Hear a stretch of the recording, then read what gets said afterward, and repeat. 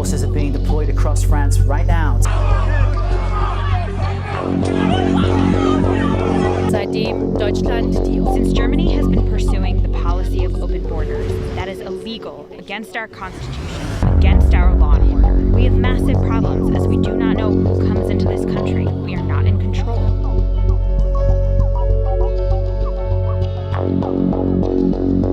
Welcome to a new episode of the AKTK Geo. News of riots and civil unrest troubles us all.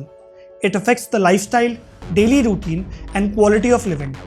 Such incidents are least expected in civilian democracies where the greater good of the populace is elected over selfish needs of few. The credit for such achievements are always claimed by the Western democracies of North America and Europe. Recently, that claim had been challenged by several instances of absolute anarchy and violent, uncontained riots. What exactly is leading to this downfall? Let's get some answers.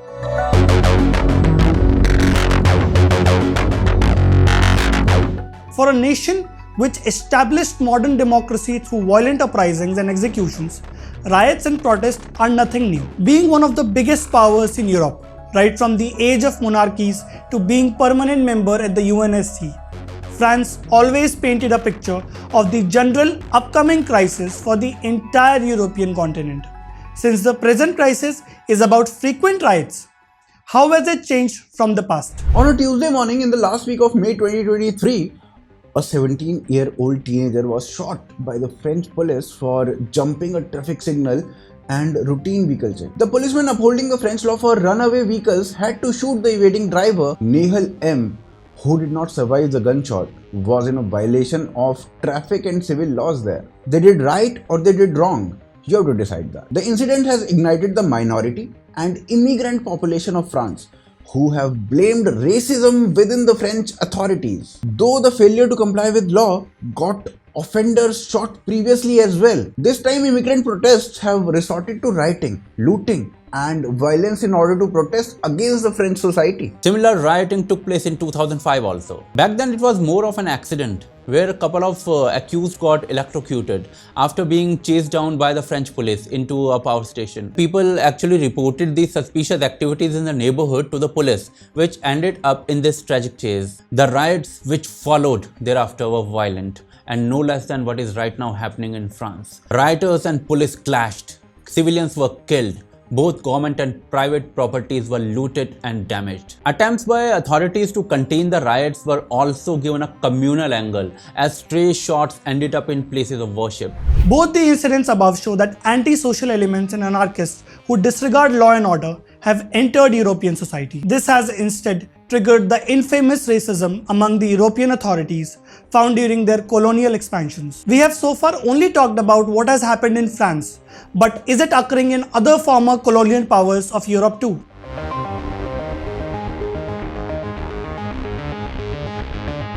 When we talk about former colonial powers other than the France, the names which come into our mind are England, Spain and Germany.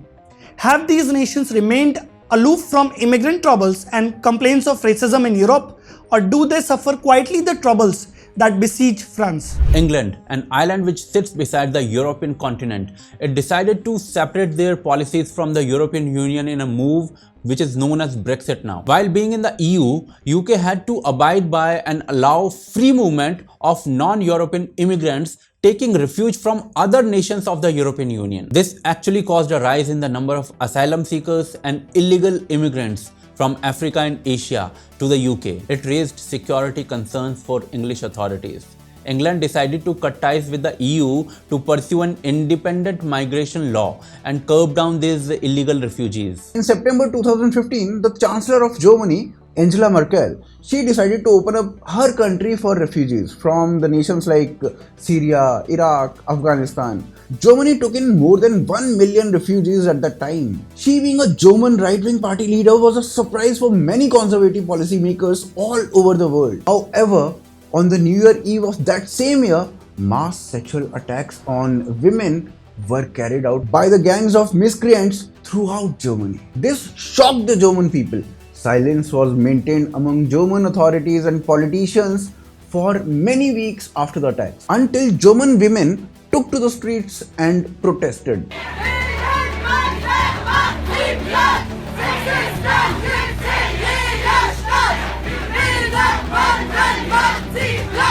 In July 2016, the German parliament in response passed a stricter sexual assault law and making it easier for authorities to deport refugees if found guilty. Spain has a hard time to keep control of the illegal migrant influx from countries like Morocco. Many times, such crossing into Spanish territories comes with bloodbath. The Spanish government has often taken strict action to curb undocumented immigrations and went public regarding the same. As a result, Spain has been criticized by the refugee rights group. By now it is clear that all former colonial powers of Europe suffer from third world immigrants. But why do residents of former colonies ditch their own nations for the lands of their former masters? It is an unpleasant fact that needs to be checked.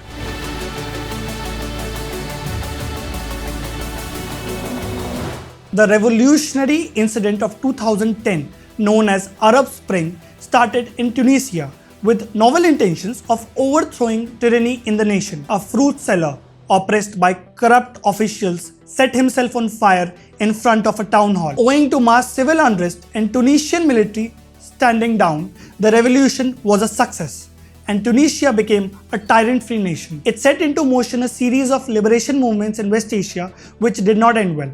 How do other Arab nations feel the heat of the Arab Spring? Let's find out. The reigning president gave up his control when people took to the streets in large numbers. Mohamed Morsi, who is linked with Muslim Brotherhood and Islamic movement, got elected to power instead, only to be overthrown by the Egyptian military. In Feb 2011, protests in Bahrain demanded a constitutional monarchy and other reforms in their nation, but the existing monarchy was successful in suppressing these rioters. On Feb 14th, alongside the Bahrain uprising, riots took place in Benghazi in Libya. The Libyan police broke up sit-in protests against Gaddafi's regime. A civil war followed in the nation. President Gaddafi was captured and killed by the rebels, which officially ended his regime. However, the trouble in Libya is not over. The country is torn between factions fighting each other for power.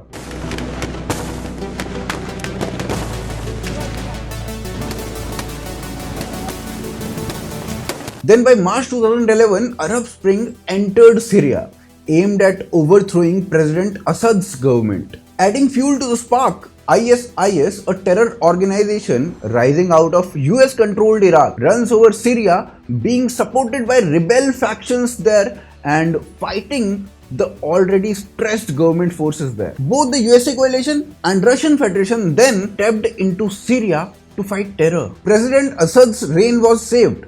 However, there is no end to conflict within Syria even now. All of the above movements aimed at providing a better future have ended up in despair, as it displaced approximately 2.9 million people per year from the war-torn nations of the West Asia. Most of these people seek refuge in Europe every year, hoping to find the cultural freedom and equality promised by the Western democracies. Our focus now must be on them, who made these promises and how they are to deliver.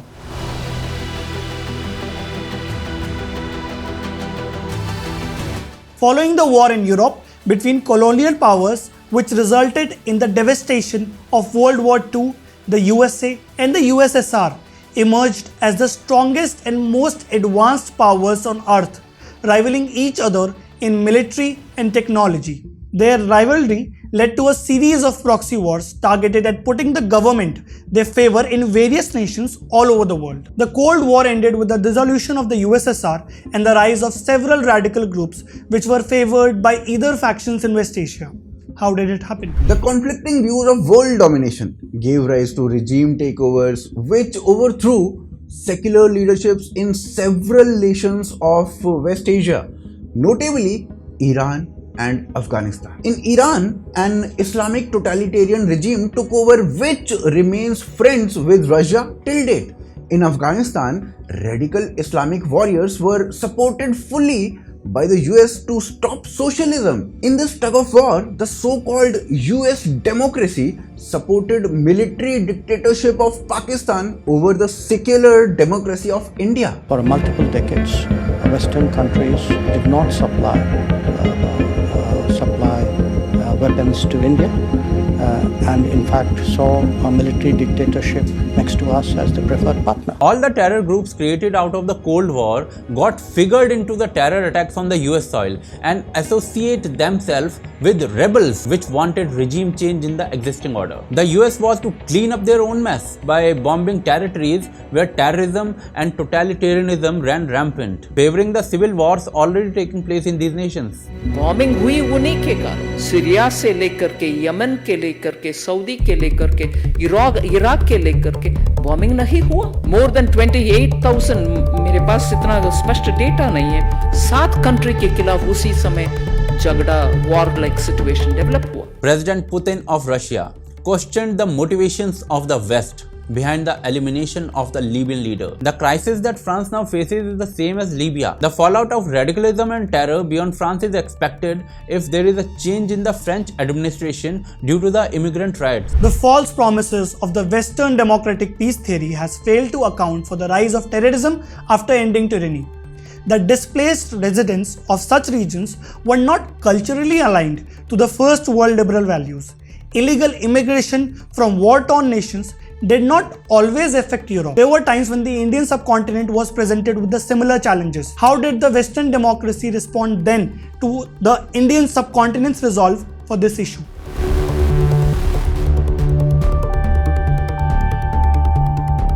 The Cold War era politics did not leave the non-aligned movement nations alone. India was one prime example which felt the blow of refugee crisis onset by the military-favored regime of Pakistan, an ally of the US and member of US-led SEATO and CENTO. What compelled India to go to war against an US ally over refugees? In 1971, the Pakistani regime supported by its military did not yield to election results of selecting an ethnic Bengali leader to lead Pakistan. Tests started in East Pakistan against this tyranny, which was suppressed by ethnic cleansing of Bengali culture and inhumane activities of Pakistani army. 10 million refugees fled from the former East Pakistan into India. Conditions were difficult in India as the government struggled to accommodate the refugees that time. The Indian Prime Minister Indira Gandhi decided on deportation of the refugees back into their nation only if it was free of the military oppressors. Meanwhile, every displaced family received both financial aid, medical aid and food during their stay in the refugee camps. The military oppressors did not give up their regime without an armed conflict with the Indian forces. This led to the formation of Bangladesh actually, a new nation, independent of Pakistan, which accepted back almost 60% of its civilians within 2 months. The funny fact here is that the US did not support India's effort of reviving democracy in the subcontinent, despite India's resolute stance on resolving a giant refugee crisis. The US president wanted to impose sanctions on Indian monetary assets and go to war to defend its ally. Genocide resulting from Operation Searchlight leads to approximately 10 million people fleeing East Pakistan and taking refuge in the neighboring Indian states of West Bengal. The Indian subcontinent's refugee crisis tells us how the US betrayed its own democratic peace theory in order to uphold its proxy war and allies in the Cold War. Can Europe solve its refugee issue to save its society autonomously?